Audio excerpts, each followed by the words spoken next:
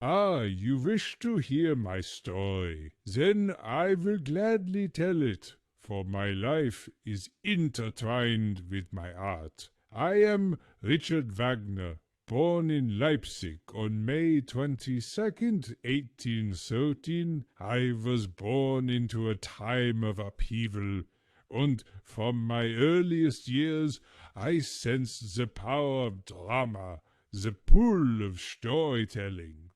My childhood was modest, and when I was just an infant my father died, leaving my mother to remarry. My stepfather, an actor, introduced me to the theatre, and thus began my lifelong passion for drama and music intertwined. Though I first studied literature and was captivated by the ancient Greek and Shakespearean dramas, my heart turned to music after I heard Beethoven's Ninth Symphony. Ah, Beethoven! His music struck me like lightning. It was as if I had glimpsed the divine.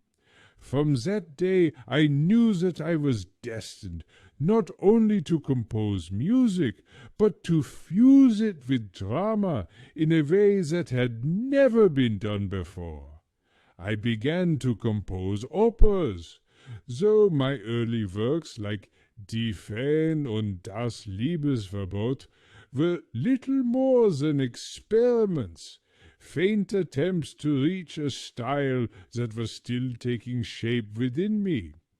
Life was not always easy, and my ideals sometimes created more enemies than friends. I believed that opera was too focused on pretty tunes and sentimental plots. I wanted opera to be a total work of art, Gesamtkunstwerk, as I called it, where music, poetry, and staging would unite in a single vision. But this was a revolutionary idea, and I faced endless opposition. In 1849, after supporting the Dresden uprising for freedom and reform, I had to flee Germany, forced into exile in Switzerland. There I continued to compose, driven by the dream of bringing my ring cycle to life. It was in Switzerland that I developed my greatest vision, Der Ring des Nibelungen, a cycle of 4 operas that would tell a story of gods, heroes, love, and betrayal. Drawing from Norse and Germanic myths, I saw the ring as an epic tale about the human condition. I spent many years writing the music and the librettos, envisioning each detail of the drama. Yet this was an enormous undertaking, requiring resources beyond what I could muster alone. For years I dreamed of a festival theatre where the ring could be performed as I intended, and then fortune smiled upon me in the form of King Ludwig II of Bavaria. The young king was an ardent admirer of my work, and he offered me his full patronage, freeing me from financial worries. With his support, I finally realized my dream of building a theatre devoted entirely to my works. In Bayreuth, we constructed the Festspielhaus, a theatre designed for the perfect acoustics, the unseen orchestra, with a unique experience that drew audiences into the world of my operas. In 1806, my ring cycle premiered at Bayreuth, and for the first time I saw my vision come to life. Das Rheingold, die Walküre, Siegfried, and Götterdämmerung were presented in sequence as one monumental saga. It was a triumph.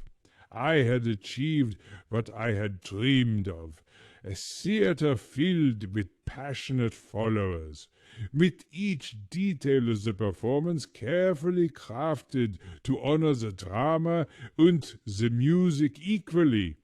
Some called me mad, others a genius, but I believe I was simply following my destiny, driven by the power of art. Yet my journey was not over. With Tristan and Isolde, I explored the limits of love and longing, pushing harmony into unknown realms. In Tristan, the music becomes pure desire, a longing that can only be fulfilled in death. Later, with Parsifal, my final opera, I turn to themes of redemption, compassion, and the search for purity. Parsifal is an opera of spiritual awakening, and though some saw it as an anomaly, to me it was the culmination of all I had learned, a vision of transcendence beyond the mortal world.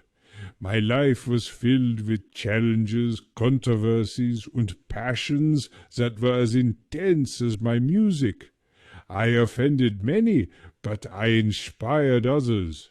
I believed in a total unity of the arts, not merely for entertainment, but as a means to reveal the truths of the human soul.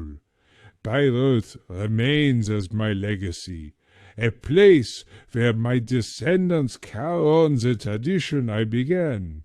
And so even beyond my life, my music continues, ever evolving, ever drawing people into its world of dreams and realities, of gods and men.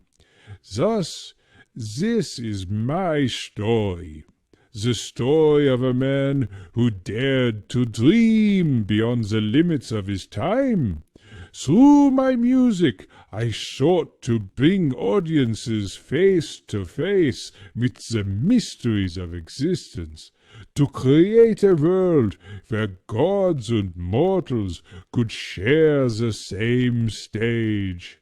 And now, my friend, whenever you hear my music, whether in Bayreuth or elsewhere, remember that you are stepping into my dream, my vision of art, my world. Thank you for joining me, and remember, music can transport you to the most magical places, if you just let it. Until next time, my friends, auf Wiedersehen.